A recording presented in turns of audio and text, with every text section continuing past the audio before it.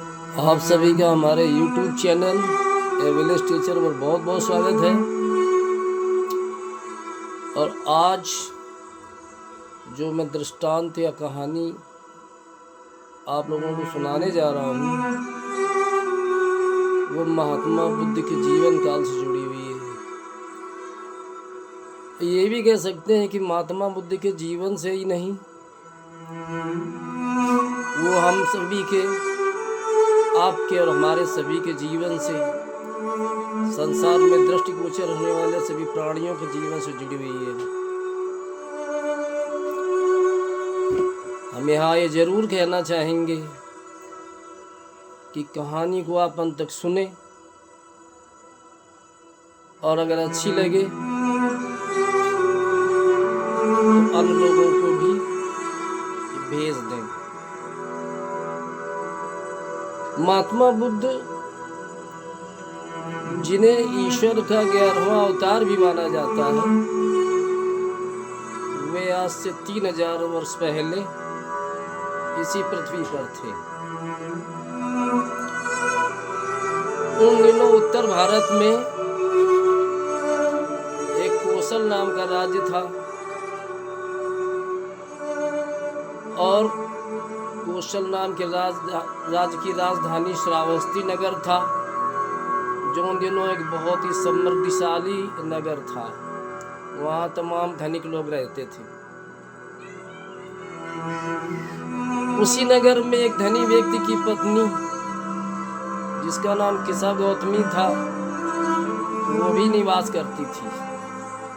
किसा गौतमी का इकलौता बेटा था जिसे वो बहुत प्यार करती थी। दुर्भाग्यवश एक दिन बगीचे में खेलते समय उसके बच्चे को नाग ने डस लिया। परिणाम स्वरूप उस बच्चे के प्राण पखेरु उड़ गए, अर्थात उसकी मृत्यु हो गई थी। किसा गौतमी अपने पुत्र के वियोग से इतना पागल हो गई थी कि वह अपनी शुद्ध बुद्ध खो बैठी थी। वह अपने बेटे के मृत शरीर को लिए हुए अपने पड़ोसियों के पास गई और उनसे प्रार्थना की कि आप हमारे बेटे को ऐसी दवा दे दें जिससे कि वो ठीक हो जाए। लोग आपस में चर्चा करते थे कि किसा गौतमी पुत्र वियोग में इतनी शोक संतृप्त है कि उसे ज्ञान ही नहीं कि उसका बेटा मर चुका है। काफी देर बाद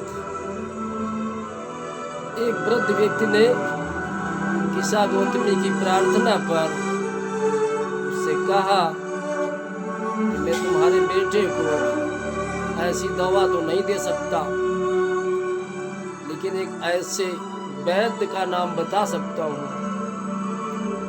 जो तुम्हारे बेटों को दवा दे सकता है। किसा गौतमी ने उस सज्जन से रोते हुए कहा, श्रीमान आप तुरंत बताइए। तब उस वृद्ध सज्जन ने किसा गौतमी से कहा, तुम शाक्य मुनि गौतम बुद्ध के पास जाओ, वही इसे दवा दे सकते। वह महिला रोती विलाप करती हुई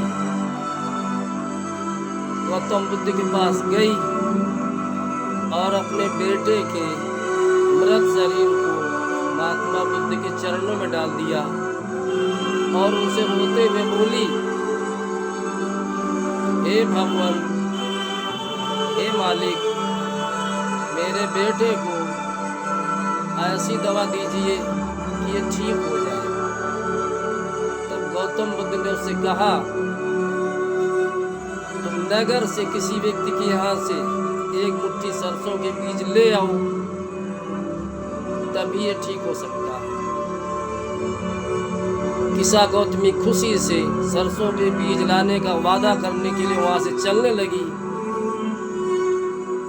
तो गौतम बुद्ध ने उससे कहा कि लेकिन ये सरसों के बीज ऐसे घर से तुम्हें लाने हैं जिस घर में किसी की मृत्यु न हुई हो, जिस घर में कोई बच्चा, कोई बूढ़ा, कोई पति या पत्नी, कोई माता पिता, कोई सगे संबंधी, कोई रिश्तेदार, मित्रगण मरे न हो। किस्सा गौतमी यह सुन करके नगर की तरफ प्रस्थान कर गई। वह सुबह से शाम तक एक घर से दूसरे घर सरसों के बीज की तलाश में यूं ही भटकती रही और उनसे बीज देने की प्रार्थना करती रही। लोग उस पर तरस खाते और उसे सरसों के बीज भी देते, लेकिन जब उसने उनसे पूछा क्या तुम्हारे घर में किसी की कभी मृत्यु तो नहीं हुई है, कोई बच्चा, कोई बड़ा, कोई आत्मीय जन तुम्हारे घर में मरा तो नहीं, तो लोगों की आंखें भर आईं।